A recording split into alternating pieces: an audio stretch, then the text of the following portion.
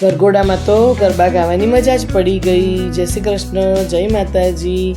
અમે મામાના ઘરે પહોંચ્યા ત્યારે તો બધી તૈયારીઓ થઈ જ ગયેલી હતી. બધા તૈયાર થઈને પણ આવી ગયા હતા, ઘોડો પણ આવી ગયો હતો અને બેન્ડ પણ આવી ગયું હતું. એટલે વરરાજાને બેસાડી દીધો ઘોડા પર અને અમે તો વરરાજાની પાછળ ચાલતા ચાલતા નીકળી ગયા.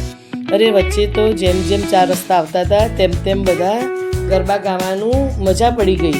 અરે મામા ફઈના ને બધા ભેગા થઈને અમે બધા તો મોટું ગોળ કુંડાળું કરી અને ગરબા ગાયા. અને વચ્ચે તો વરરાજાને પણ લાવી દીધા ઘોડા સાથે. એટલે ઘોડો તો એવો સરસ નાચે, એવો સરસ કૂદે, એ જોઈને તો ખૂબ મજા જ આવી ગઈ.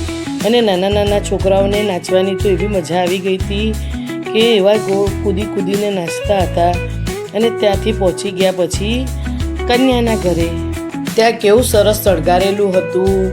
ત્યાં એન્ટ્રીની પણ તૈયારી કરી જ કાઢી હતી. અરે જેવી કન્યા આવી તેવી તો બધાએ બૂમો પાડી અને કન્યાનું સ્વાગત કર્યું. અને કન્યાએ તેવો સરસ ડાન્સ કર્યો અને ધીરે ધીરે તે વરરાજા પાસે આવતી હતી તેમને હાર પહેરાવવા માટે. એટલે કેવી સરસ જોવાની મજા જ આવી ગઈ. આવી જ રીતે મોડું થયું, મોડી રાતે ઘરે આવ્યા. આવજો મિત્રો.